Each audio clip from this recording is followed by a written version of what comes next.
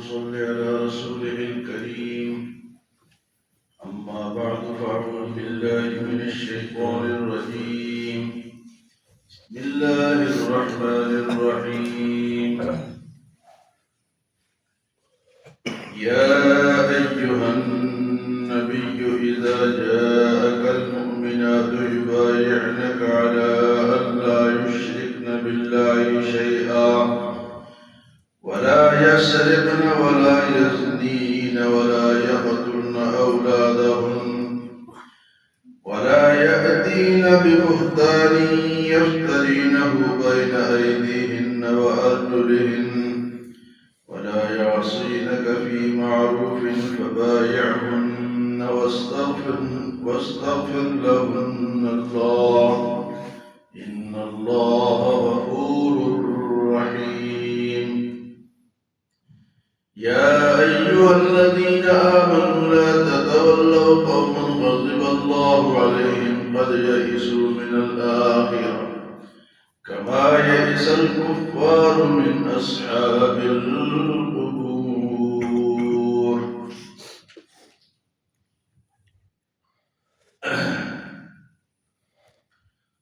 نبی کریم صلی اللہ علیہ وسلم کے پاس صحابہ کرام آتے بیعت کرتے آپ سے. کچھ عورتیں بھی آئی بیعت کرنے کے لیے. بیعت کسے کہتے ہیں؟ ہاتھ پہ ہاتھ رکھنا اور کچھ باتوں کا اقرار کرنا کہ آئندہ میں یہ کام نہیں کروں گا یا نہیں کروں گی. تو بیعت جو ہے یہ اس کی ضرورت کیا ہے؟ ضرورت اس لیے ہے کہ اس کی وجہ سے بندہ جو ہے وہ پابند ہو جاتا ہے. اس نے کوئی وظیفہ کرنا ہے تو وہ اس کا پابند ہوتا ہے، یا اس نے اقرار کیا کہ میں فلاں فلاں گناہ نہیں کروں گا تو اس کا پابند ہو جاتا ہے.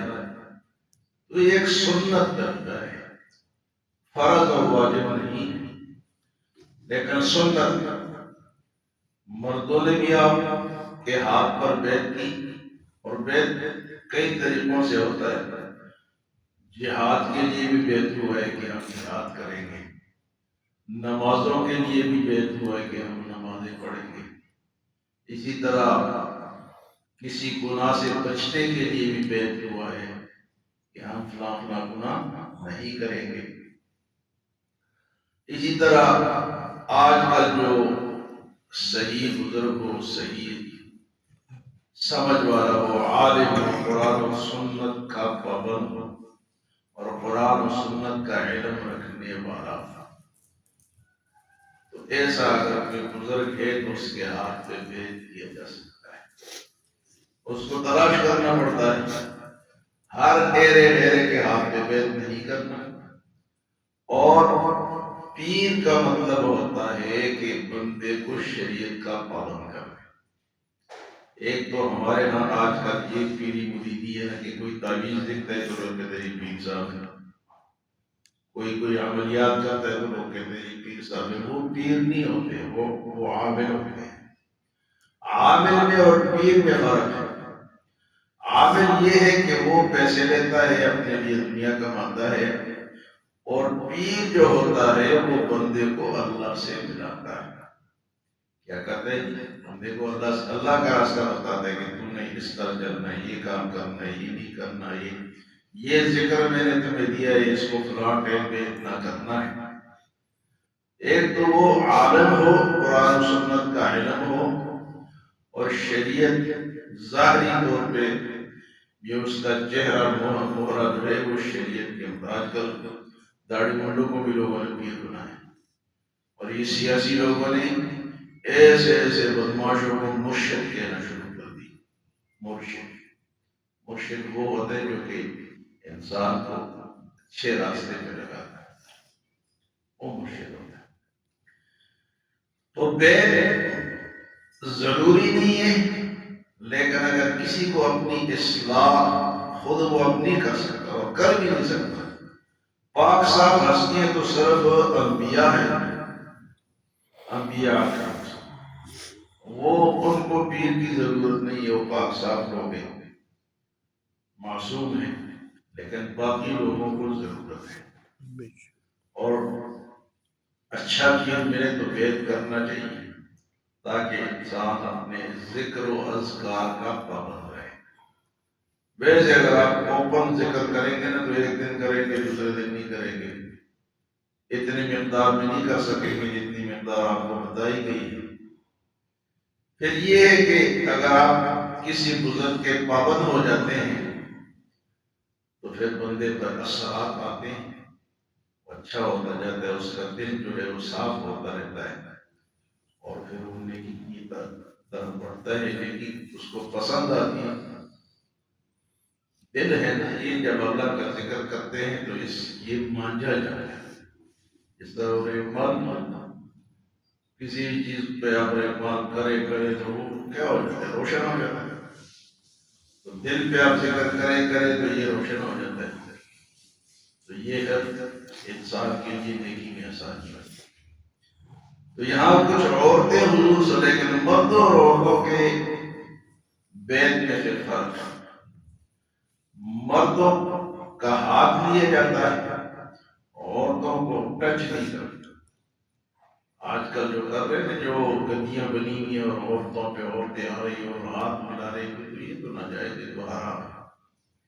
حضور صلی اللہ علیہ وسلم کے پاس ایک خاتون آئی، اس نے خواہش ظاہر کی کہ میں ہاتھ دینا چاہتی ہوں۔ آپ نے فرمایا کہ ایک عورت اور 100 عورتیں برابر ہیں، ایک کو بھی ہاتھ نہیں دوں گا، 100 کو بھی نہیں دوں گا۔ ہاں، عورتوں کا طریقہ یہ ہے کہ کسی پیالے میں پانی ڈال دیا جائے، پیر صاحب اس میں ہاتھ مارے، پھر وہ خاتون اس میں ہاتھ مارے۔ اور دوسرا طریقہ یہ ہے کہ وہ کپڑا رومال ایک طرف سے پیر صاحب پکڑ لے، دوسری طرف سے وہ خاتون ہاتھ نہیں لگانا۔ عورتوں کے لیے بیت میں ہاتھ لگانا جائز نہیں۔ تو آپ کے پاس خواتین آئی تو اللہ نے فرمایا یہ آئی تو ہے، لیکن ان کو یہ شرائط بتا دے کہ ان شرائط پہ یہ بیت کرنا چاہتی ہیں تو کر دیں، اور اگر یہ شرائط کے نہیں مانتی تو بیت نہ کریں۔ شرائط کیا ہے؟ قرآن بتاتا ہے۔ پیچھے صورت فتح چلا گیا کہ حضور صلی اللہ علیہ وسلم کے ہاتھ پہ 1400 صحابہ نے بیت کی، بیت رضوان جسے کہتے ہیں۔ تو وہاں مردوں کے بیت کا ذکر تھا، یہاں عورتوں کے بیت کا ذکر ہے۔ طریقہ میں نے بتا دیا کہ مردوں کا طریقہ الگ ہے اور عورتوں کا طریقہ الگ ہے۔ جو بھی پیر عورتوں کو ہاتھ دیتے ہیں وہ جائز نہیں، غلط کرتے ہیں۔ تو اللہ پاک فرماتے ہیں کہ یہ عورتیں آپ کے پاس آئی ہیں بیت کے لیے، تو آپ کس طرح بیت لیں؟ یہ اللہ نے ہدایت دی ہے۔ یا ایھا النبی، اے میرے نبی، اذا جاءک المؤمنات یبایعنک، جب مومن عورتیں آپ کے پاس بیت کے لیے آئے تو کن باتوں پہ بیت لینی ہے؟ پہلی بات علی اللہ یشرکن باللہ شیئا، پہلی بات تو یہ ہے کہ وہ شرک نہیں کرے گی۔ ہم بیت کرتی ہیں کہ ہم شرک نہیں کرتے، اور یہ زیادہ تر عورتیں جو ہے یہ شرک میں مبتلا ہوتی ہیں۔ کچا عقیدہ ہوتا ہے ان کا، ادھر بھی جھکتی ہے، ادھر بھی مانتی ہیں، ادھر بھی مانتی ہیں۔ اور ہمیں پہلی بات تو ہے کہ علی اللہ یشرک، کہ شرک نہیں۔ دوسری شرط ولا یسرق، چوری بھی نہیں کرے گی، چوری ممنوع ہے۔ اکثر یہ خواتین جیبوں سے خواب کے جیبوں کو صاف کرتی رہتی ہے۔ فرمایا کہ بیت کر لیا تو اب چوری بند۔ تیسری بات ولا یزنی، زنا سے بھی اپنے آپ کو بچائے گا۔ ولا یزنی، شرک، چوری، زنا، اور فرمایا ولا یقتلن اولادہن، بچوں کو بھی قتل نہیں کریں گے۔ اس دور میں بچیوں کو خصوصاً قتل کیا جاتا ہے، پتہ نہیں یہ بڑی ہوگی کسی کی گھر جائے گی، ہمارا داماد بنے گا، یہ غیرت کے خلاف سمجھتے ہیں، اور یہ نہیں سمجھتے کہ میں خود بھی عورت ہوں، خود بھی میں کسی عورت کا بیٹا ہوں تو وہ خود بھی تو عورت ہی کے بھائی اور بیٹے اور وہ تھے، لیکن یہ اگر نئی بچی آتی ہے ان کو یہ آپ فرمایا یہ کام نہیں کرنا۔ اور اگر روزی کے ڈر سے کرتے ہو کہ بھئی اس کو کھلائے گا پلائے گا کون، تو اللہ فرمایا نحن نرزقهم وإياكم، تمہیں بھی میں کھلاتا ہوں اور ان کو بھی میں کھلاؤں گا، آنے والے کو بھی میں کھلاؤں گا۔ تو فرمایا کہ چوتھی بات ہے وَلَا يَقْتُلْنَ أَوْلَادَهُمْ، بچوں کو قتل نہیں کرو گی۔ اور پانچویں بات فرمایا وَلَا يَأْتِينَ بِبُهْتَانٍ يَفْتَرِينَهُ بَيْنَ أَيْدِيهِنَّ وَأَرْجُلِهِنَّ، بہتان نہیں لگاؤ گی کسی پر بھی، بہتان الزام، نہ ہاتھوں سے نہ پاؤں سے، یعنی ہاتھ اور پاؤں کے اپنے آپ کو بچا کے رکھو گی، یہ نہ ہو کہ بچہ کسی اور کا ہو اور تم اٹھا کے کہو کہ یہ تو میرے خاوند کا ہے۔ تو فرمایا کہ اس بہتان، یہ بہتان ہے اپنے اوپر بھی اور خاوند کے اوپر بھی، بچہ اس کا نہیں ہے اور وہ کہتی ہے یہ تو ہمارا ہی ہے، بیچارے کو کیا پتا۔ تو فرمایا یہ بات بھی اس میں بھی بیعت کریں گی وَلَا يَأْتِينَ بِبُهْتَانٍ يَفْتَرِينَهُ بَيْنَ أَيْدِيهِنَّ وَأَرْجُلِهِنَّ، اور چھٹی بات فرمایا وَلَا يَعْصِينَكَ فِي مَعْرُوفٍ، کسی بھی نیک بات سے انکار نہیں کرنا، نیک بات سے انکار، وَلَا يَعْصِينَكَ فِي مَعْرُوفٍ، اگر یہ چھ باتیں ان پہ پائی جاتی ہیں، ان پہ بیعت کرنے چاہتی ہیں فَبَايِعْهُنَّ، تو ان کو بیعت کر لیں، وَاسْتَغْفِرْ لَهُنَّ اللَّهُ، اور اللہ سے ان کے دعا بھی کریں، اللہ سے ان کے لیے دعا بھی کریں، ان اللہ غفور رحیم، بے شک اللہ بخشنے والا مہربان ہے۔